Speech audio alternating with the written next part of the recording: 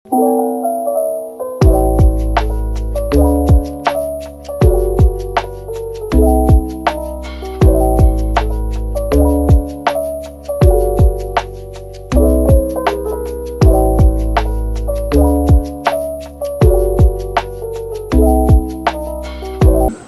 pertama, pengertian. Jurnal khusus pembelian adalah jurnal akuntansi yang digunakan untuk mencatat semua transaksi pembelian secara kredit. Biasanya, jurnal ini digunakan oleh perusahaan yang sering melakukan pembelian barang dagangan dan bahan baku. Baik, di sini saya akan menjelaskan tentang yang fungsi utama. Fungsi utama adalah pencatatan teratur dan sistematis. Yang pertama itu jurnal khusus. Pembelian mencatat transaksi secara teratur.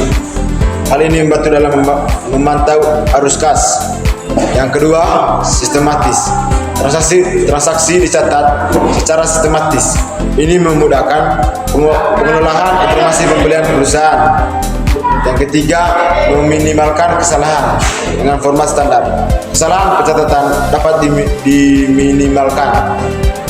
Baik, di sini saya akan lanjutkan penjelasan dari teman-teman saya sebelumnya.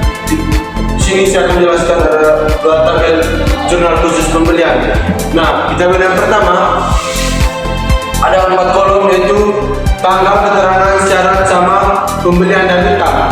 Nah, tabel pertama ini kita gunakan ketika kita melakukan pembelian barang dagangan secara kredit.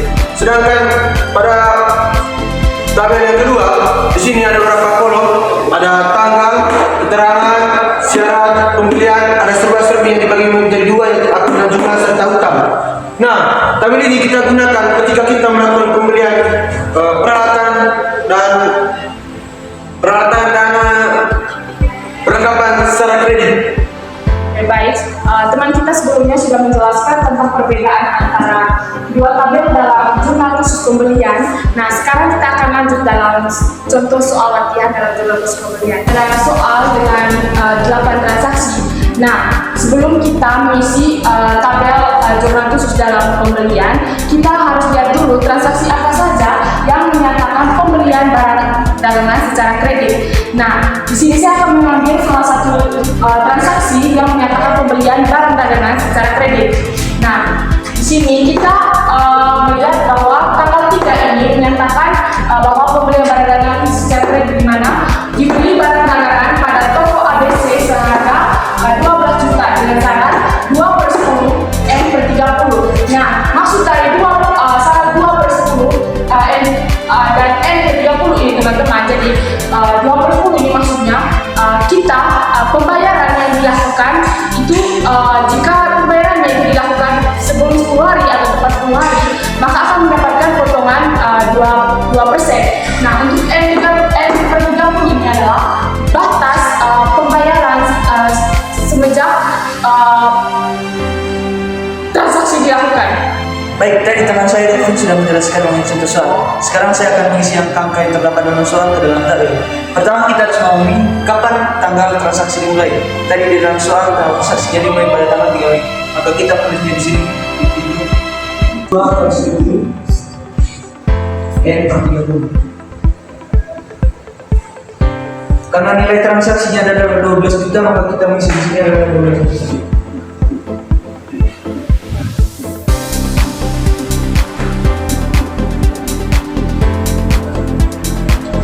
Selanjutnya kita akan mencari lagi transaksi yang dilakukan secara kredit atas pembelian barang dagangan. Jadi di 8 transaksi ini pada tanggal 6 Mei juga terdapat pembelian barang secara kredit. Mengapa dikatakan pembelian barang secara kredit? Karena dari situ memiliki syarat 2/10,1/15,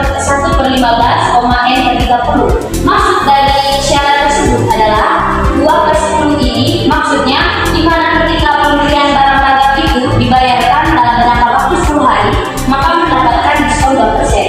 Namun ketika tidak dilakukan pembayaran selama 10 hari, maka syarat kedua akan digunakan, yaitu 1/15. Dalam jangka waktu 15 hari, maka ketika transaksi dibayar akan mendapatkan diskon 1%. Yang berikutnya N/30. Jadi maksud dari N/30 ini adalah selambat-lambatnya transaksi tersebut akan dibayar dalam jangka waktu 30 hari. Yang pertama itu kita lihat transaksi itu dimulai dari pada tanggal 6 Mei.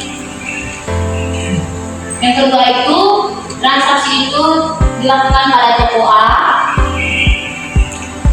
Yang ketiga itu syarat, yaitu 2/10, 1/15, N/30. Jadi jumlah transaksinya itu adalah 8 juta.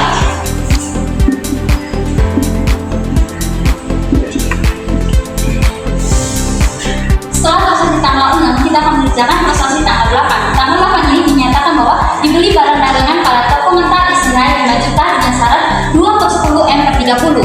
Pada bulan Mei ini, toko Bahagia membeli barang dagangan dengan syarat 2/10 M/30. Hanya saya akan mengerjakannya pada tabel jurnal khusus pembelian. Jadi pada kolom tabel kita akan mengisi dengan tanggal transaksi, yaitu tanggal 8 bulan Mei. Pada keterangan kita akan menuliskan toko mentari karena toko Bahagia itu membeli barang dagangan pada toko mentari.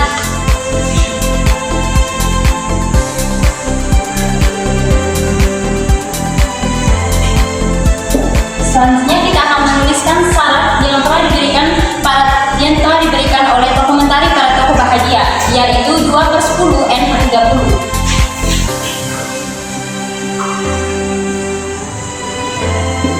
Jadi teman-teman, maksud dari syarat 2/10 N/30 ini yaitu jika toko Bahagia membayar tepat pada hari 10 atau sebelum hari 10, bahwa toko Bahagia itu akan mendapatkan diskon seharga 2%. Dan selama-lamanya pembayaran transaksi tersebut pada hari ke-30.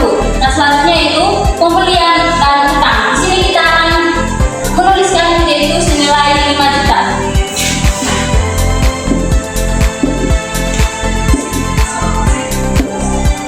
Sekian saja penjelasan materi dari kami, yaitu tentang jurnal khusus pembelian.